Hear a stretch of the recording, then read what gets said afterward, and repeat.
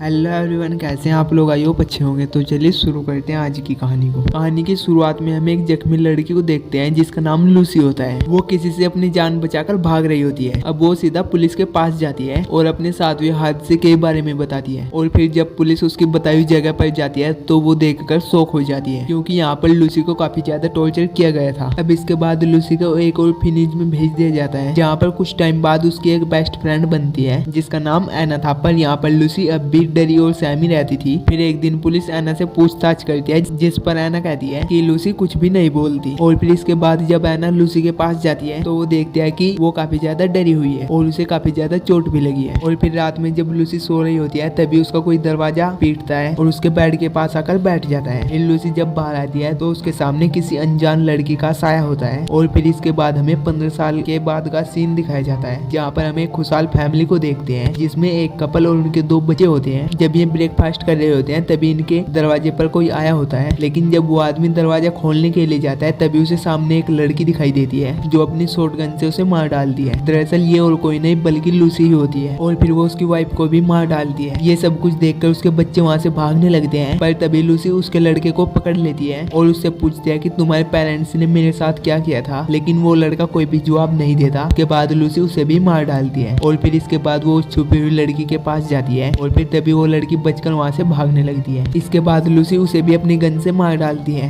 दरअसल उनके पेरेंट्स ने ही लूसी को टॉर्चर किया था और फिर ऐसा करके लूसी रोने लगती है, क्योंकि वो किसी की भी जान नहीं लेना चाहती थी। और इसके बाद वो अपनी दोस्त डायना के पास कॉल करती है और उसे बताती है कि मैंने उन सभी को मार डाला है और अब तुम मेरे पास आ जाओ। ये सब कुछ सुनकर एना उसके पास जाने लगती है। इधर लूसी को फिर से वही एंटिटी दिखाई देती है। वो उससे बचने की कोशिश करती है, लेकिन वो एंटिटी उसे बहुत ज्यादा मारती है और फिर लूसी वहाँ से अपनी जान बचाकर भागने लगती है। और फिर तभी वो जाकर एना से टकरा जाती है। ये देखकर एना उसे संभाल लेती है और उससे अंदर के बारे में पूछने लगती है, जिस पर वो उसे कहती है कि अंदर एक एंटिटी है जो कि मुझे मार रही थी। ये सब कुछ सुनकर एना अंदर देखने के लिए जाती है और फिर उसे अंदर जाकर कोई भी नहीं दिखता, जिससे उसे पता चलता है कि एना हेलुसिनेट कर रही है। साथ ही वो वहाँ पर पड़ी उन बॉडीज को देखकर रोने लगती है। इसके बाद वो लूसी के पास जाती है और उसका ट्रीटमेंट करने लगती है। इसके बाद ये दोनों उन सभी लाशों को ठिकाने लगाने लगती है और यहाँ पर एना अभी भी रो रही होती है। ये देखकर लूसी कहती है कि तुम्हें इनके लिए नहीं रोना चाहिए, क्योंकि इन्हीं लोगों ने हमें टॉर्चर किया था। साथ ही वो उसे वो न्यूज आर्टिकल भी दिखाती है जिससे वो इन्हें ढूंढ पाई थी। ये दोनों यहाँ से बाहर निकलने का प्लान बनाती है। और फिर जब रात में लूसी सो रही होती है तो उसे वही सब कुछ दिखाई देता है जब ये लोग उसे टॉर्चर कर रहे थे। और फिर जब उसकी आंखें खुलती है तो वो देखता है कि एना सभी लाशों को एक गड्ढे में डाल रही है। और फिर एना दूसरी लाश के पास जाती है तो वो पाती है कि वो लेडी अभी भी जिंदा है। ये देखकर एना उसे शांत रहने के लिए कहती है और कहती है कि मैं तुम्हारी मदद करूंगी। और वो लेडी चिल्लाने लगती है। चिल्लाने की आवाज को सुनकर लूसी भी वहाँ पर आने लगती है। वॉशरूम में जाकर वो देखती है कि एना एक लाश को लेकर आ रही है और ये देखकर वो वहाँ से जाने लगती है और एना उस लाश को लेकर बाहर जाती है। फिर जब एना वापस घर में आती है तो उसे लूसी के चिल्लाने की आवाज सुनाई देती है, जो कि उसी एंटिटी को देखकर हेलुसिनेट कर रही थी। फिर कुछ देर बाद लूसी शांत हो जाती है। दरअसल जब एना उस स्लॉटर हाउस से भाग रही थी तब उसे वहीं पर एक कमरे में एक लड़की भी मिली थी जो कि उससे मदद मांग रही थी, पर लूसी ने उसकी मदद नहीं की थी और वहाँ से वो भाग गई थी। और तब से वो उसी लड़की को हेलुसिनेट करने लगी थी और खुद को नुकसान भी पहुंचाने लगी थी। इधर एना उस लेडी की मदद करती है और उसे वॉशरूम से बाहर लेकर भी आती है। वो उसे चुप रहने के लिए कहती है, पर तभी लूसी भी वहाँ पर आ जाती है और लूसी उसे जिंदा देखकर उसे एक हथौड़े से मारने लगती है, जिससे वो लेडी वहीं पर मारी जाती है। तभी लूसी को उस लड़की की आत्मा दिखाई देती है जो कि उसके पास आकर उसकी दोनों नसें काट देती है। लेकिन हम देखते हैं कि वो कटर लूसी के ही हाथ में है और वो खुद को ही काट रही है। ये सब कुछ देखकर एना उसे बचाने के लिए आगे बढ़ती है, पर तभी लूसी खिड़की से कूद जाती है और बाहर उसे ब्लेड से अपना गला भी काट लेती है, जिससे वो वहीं पर मर जाती है। ये सब कुछ देखकर एना काफी ज्यादा रोने लगती है। इसके बाद वो वापस से उसकी बॉडी को घर में लाकर बेड पर लेटा देती है। इसके बाद जब अगली सुबह एना अपने गार्डियन से बात कर रही थी तो तभी वहाँ पर एक मूर्ति गिरती है। ये देखकर एना जब उस अलमारी को खोलती है तो वहाँ पर उसे एक खुफिया बेसमेंट मिलता है। और फिर जब वो उसके अंदर जाकर उसकी लाइट ऑन करती है तो उसे ये सब कुछ एक लैब की तरह लगता है। साथ ही वहाँ पर कई डेड लोगों की फोटो भी थी और साथ ही वहाँ पर एक और बेसमेंट भी था जिसमें ताला लगा हुआ था। तभी वहाँ पर एना को कुछ चाबियां भी मिलती है। फिर वो उसे खोलकर जब उसके अंदर जाती है तो वो पाती है कि ये एक टॉर्चर रूम है। और फिर तभी वहाँ पर उसे एक लड़की बंधी हुई मिलती है जो कि पूरी नेड होती है। साथ ही उसके चेहरे पर एक मास्क भी था। वो एना से मदद मांगने लगती है। ये सब कुछ देखकर एना उसे बेसमेंट से बाहर लाती है। एना उसे नहलाती भी है और उससे कहती है कि मैं तुम्हें यहाँ से बाहर निकालूंगी। और फिर वो लूसी की डेड बॉडी के पास जाती है और लूसी को याद करते हुए वहीं पर सो जाती है। है। देर बाद वो देखती है कि वो लड़की खुद को टॉर्चर कर रही है। ये सब कुछ देखकर ऐना उसे रोकने की कोशिश करती है, पर तभी वहाँ पर कुछ लोग आते हैं जो कि उसे शूट कर मार डालते हैं। उसके बाद वो ऐना को भी बेसमेंट में ले जाते हैं और उसे वहीं पर बांध देते हैं और फिर वो सभी लाशों को यहाँ से बाहर ले जाकर एक गड्ढे में डाल देते हैं। अब कुछ देर बाद वो लोग वापस आकर ऐना को एक चेयर पर बैठाते हैं। अभी उनमें से एक लेडी बोलती है कि हम लड़कियों को पकड़कर उन पर एक्सपेरिमेंट करते हैं। फिर वो उसे लूसी के भी बारे में बताती है। वो उसे कहते हैं कि लूसी यहाँ से 15 साल पहले भाग गई थी और उसने हमारी एम्प्लॉय यानी कि जिसने उसे टॉर्चर किया था उसे बदला लिया। और वहाँ पर वो उसे कुछ लोगों की फोटोज भी दिखाती है और कहते हैं कि भले ही ये लोग मर गए हैं लेकिन इनका दिमाग अभी भी जिंदा है और वो लड़कियों को इसीलिए टॉर्चर करते थे ताकि उनका माइंड भी इस स्टेज में चला जाए और उन्हें पता चल सके कि मरने के बाद दूसरी दुनिया में क्या होता है। और इतना कहकर वो लेडी यहाँ से चली जाती है। तभी ऐना खुद को छुड़ाने की कोशिश करती है, लेकिन तभी कुछ देर बाद एक लेडी उसके लिए खाना लेकर आती है। उसे जबरदस्ती वो गंदा खाना खिला देती है। फिर खाने के बाद उसके पास एक आदमी आता है जो कि उसे आजाद कर देता है। ये देखकर जब लूसी वहाँ से भागती है तो वो आदमी उसे बहुत ही बुरी तरीके से टॉर्चर करता है और उसे फिर से बांध देता है। अब वे लोग उसे रोज ऐसे ही टॉर्चर करते थे, इससे अब ऐना भी वैसी हो जाती है कि चाहे उसके साथ जो भी हो उसे कोई भी फर्क नहीं पड़ता। अब इसके बाद इसका लास्ट स्टेज आता है जिसमें एक आदमी उसे एक रूम के अंदर लेकर जाता है और इसकी बॉडी की सभी स्किन को उतार देता है। और फिर कुछ देर बाद जब वो लेडी उसे खाना देने के लिए आती है तो वो जोर से चिल्लाती है और फिर वो उस लेडी को कॉल करके बताती है कि ऐना लास्ट स्टेज में पहुंच चुकी है। ये सुनकर लेडी ऐना के पास आती है और उससे पूछती है कि अब तुम्हें कैसी दुनिया दिख रही है। अभी वो लेडी अपने ऑर्गेनाइजेशन के सभी लोगों को बुलाती है जहाँ पर मैनेजर सभी लोगों से कहता है कि 17 साल से हम जिस एक्सपेरिमेंट को कर रहे थे आखिरकार वो अब सफल हो गया है। ये सुनकर अब सभी लोग काफी ज्यादा एक्साइटेड होते हैं और वो उस लेडी का इंतजार करने लगते हैं। कुछ देर बाद मैनेजर उस लेडीज को बुलाने के लिए जाता है जहाँ पर वो लेडी उससे कहते हैं कि क्या तुम इमेजिन कर सकते हो कि वो दुनिया कैसी होगी। ये कहकर वो लेडी खुद को मार डालती है। इसके बाद हम ऐना को उसी स्टेज में देखते हैं जो कि अपने और लूसी के बचपन को याद कर रही थी, जिससे हमें पता चलता है कि आफ्टर लाइफ की दुनिया में उसकी अपनी ही यादें थी। और यहीं पर इस कहानी का एंड हो जाता है। अगर आपको मेरी ये कहानी कहीं से भी अच्छी लगी तो मेरी वीडियो को लाइक करके मेरे चैनल को सब्सक्राइब करके कमेंट सेक्शन में जरूर बताना और मिलते हैं आपसे ऐसी वीडियो के साथ। तब तक के लिए टेक केयर, बाय बाय।